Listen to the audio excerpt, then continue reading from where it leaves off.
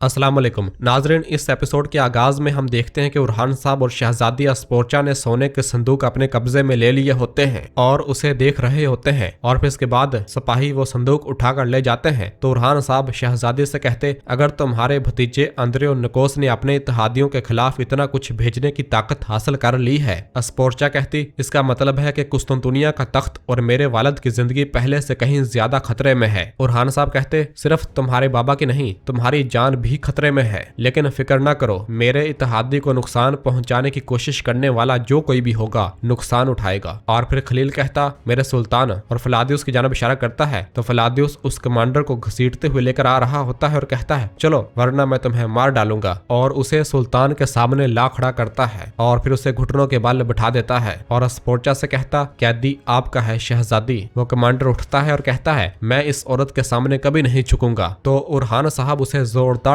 थप्पड़ मारते हैं और फिर सिपाही उसे घुटनों के बल बिठा देते हैं। वो कमांडर कहता, शहजादी अस्पोर्चा, तुम और तुम्हारा बाप तुर्कों के लिए खिलौना बन गए हो, लड़े बगैर इनको बोरसा दे दिया। तो अस्पोर्चा कहती, क्या तुम इन अल्फाज से अपनी सल्तनत के खिलाफ की गई गद्दारी पर पर्दा डालोगे? हाँ। तो वो कमांडर कहता, तुम्हारी ताकत अजीम शहजादा अंद्रो नकोस के लिए काफी नहीं है, कुस्तुनतुनिया भी मोरा और देमातोक की तरह गिर जाएगा, तुम भी मरोगे। यह सुनते साथ ही अस्पोर्चा अपना खंजर निकालती है और उसका गला काट डालती है और कहती है, गद्दार, घटिया गद्दार। और फिर सिपाही उसकी लाश को लेकर रवाना होते हैं। उरहान साहब कहते, हमारे जिस्म में चलाई गई कुल्हाड़ी का दस्ता भी हमारा है, अगर तुम्हारे अंदर गद्दार मौजूद हैं तो हमारे अंदर भी मौजूद हैं। इस पर अस्पोर्चा खामोश हो जाती है। जबकि दूसरी जानब जंगल में जो बाज़ंतीनी सिपाही बच गए होते हैं, भाग रहे होते हैं, तो उनके सामने उरहान साहब के सिपाही आ जाते हैं और उनसे लड़ने लग जाते हैं। जबकि दरसून और हलीमा भी बच कर जाने वाले सिपाहियों को मौत के घाट उतारना शुरू कर देते हैं। लड़ाई के दौरान जब हलीमा एक सिपाही से लड़ने में मसरूफ होती है तो पीछे से एक और सिपाही भागता हुआ हलीमा पर जब वार करने लगता है तो दरसून अपनी तलवार से उसे मौत के घाट उतार देता है और हलीमा इस हमले से बाल बाल बच जाती है और बाकी तमाम बाज़ंतीनियों को भी मौत के घाट उतार दिया जाता है। दरसून हलीमा से कहता, क्या अब मेरी बात सुनोगी? कि इतने में ही पीछे से एक और बाज़ंतीनी सिपाही उठता है और दरसून पर हमला करने लगता है तो हलीमा अपना खंजर उसे दे मारती है और उसे मौत के घाट उतार देती है। यह देखकर दरसून कहता, मैं समझता था कि मेरी पीठ में तीर मारने के बाद तुम्हें मेरी जान की परवाह नहीं है। तो हलीमा उसका गिरेबान पकड़ते हुए कहती, तुम्हारी जान जाए जहन्नम में, करासी ओगलू, मुझे जरा भर परवाह नहीं है, लेकिन मैं तुम जैसे झूठे और गद्दार का कर्ज नहीं ले सकती थी, अब हम बराबर हैं। तो दरसून कहता, मैं गद्दार नहीं हूँ हलीमा, मेरा दिल तुम्हारे लिए है और मेरी तलवार उरहान साहब के मकसद के लिए चलती है। तो हलीमा कहती, तुम झूठ बोल रहे हो दरसून, तुम झूठ बोल रहे हो। दरसून कहता, ये हकीकत है, ये हकीकत है हलीमा, मैं हर चीज से ज्यादा तुमसे प्यार करता हूँ। यह सुनते साथ ही हलीमा अपनी तलवार दरसून की गर्दन पर रख देती है और कहती है, खबरदार खबरदार दरसून, मैं अब ना तुम्हारी कहानियों पर यकीन करूंगी और ना तुम्हारी बात पर यकीन करूंगी। दरसून कहता, तो फिर मुझे मार दो, मुझे यहाँ मार डालो। यह सुनकर हलीमा की आंखें नम हो जाती हैं और वो कहती है, नहीं नहीं, मैं तुम्हें नहीं मारूंगी, हमारे सुल्तान तुम्हें सजा देंगे, तुम जाकर उनको भी अपना झूठ सुनाओगे। हाँ। और फिर उससे उसकी तलवार छीन लेती है और कहती है, चलो चलो शाबाश, मेरे आगे चलो। और दरसून को लेकर उरहान साहब की जानब रवाना होती है।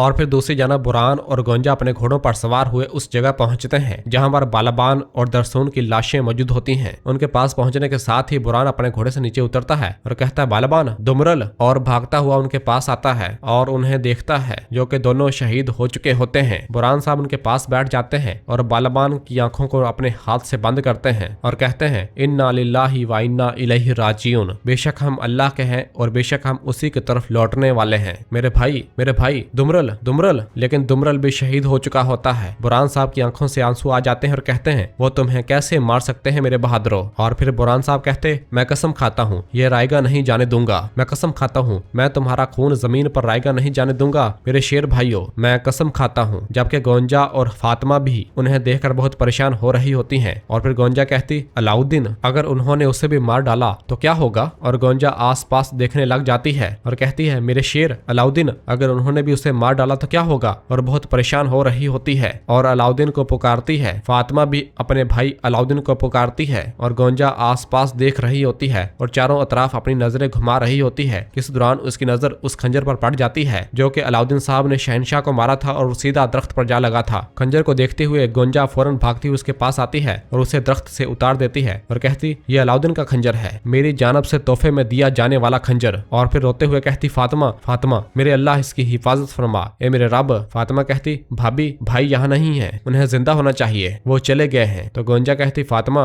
अगर अलाउद्दीन मुश्किल में ना होता वो उन्हें कभी यहाँ नहीं छोड़ता फातिमा। और फिर भागती हुई बुरहान के पास आती और कहती, बुरहान साहब ये अलाउद्दीन का खंजर है। तो बुरहान साहब कहते, अलाउद्दीन? और फिर सिपाहियों से कहते, सिपाहियों तुम हमारे भाइयों को ले जाओ, हम अलाउद्दीन साहब को तलाश करेंगे, चलो। और साहब वहां से आगे बढ़ते हैं और अलाउद्दीन को तलाश करने लग जाते हैं। जबकि इधर हलीमा दरसून की गर्दन पर तलवार रखकर उरहान साहब की जानब ले जा रही होती है। तो दरसून कहता, मैं तुम्हें बता रहा हूँ, मैंने तुम्हारे भाई को मालूमात दी थी कि काफिर इस रास्ते से जाएंगे। हलीमा कहती, मैंने तुम्हारी बातों पर एक बार यकीन किया और मैं इन पर दोबारा कभी यकीन नहीं करूंगी, चलो। और उसे लेकर उरहान साहब के पास पहुंच जाती है और कहती है, भाई ये झूठा दरसून कहता है कि। उरहान साहब कहते, अपनी तलवार नीचे करो हलीमा, मुझे मालूमात देने वाला दरसून था। तो हलीमा पूछती, कैसे भाई, क्या आप इस पर भरोसा करते हैं? और अपनी तलवार पीछे हटा लेती है और पूछती, आपने इसे माफ कर दिया है? उरहान साहब कहते, माफ नहीं किया, माफ करने के लिए वक्त दरकार है, इसने अपना फर्ज बखूबी निभाया है, मैं इसकी नीयत के खालिस होने पर कायल हो गया हूँ। हलीमा कहती, आप इस पर भरोसा कर सकते हैं लेकिन मुझे भरोसा नहीं है भाई, मुझे इस शख्स पर बिल्कुल भी भरोसा नहीं है जो झूठ बोले। उरहान साहब कहते, मैं भरोसा कर रहा हूँ तो तुम भी भरोसा करोगी,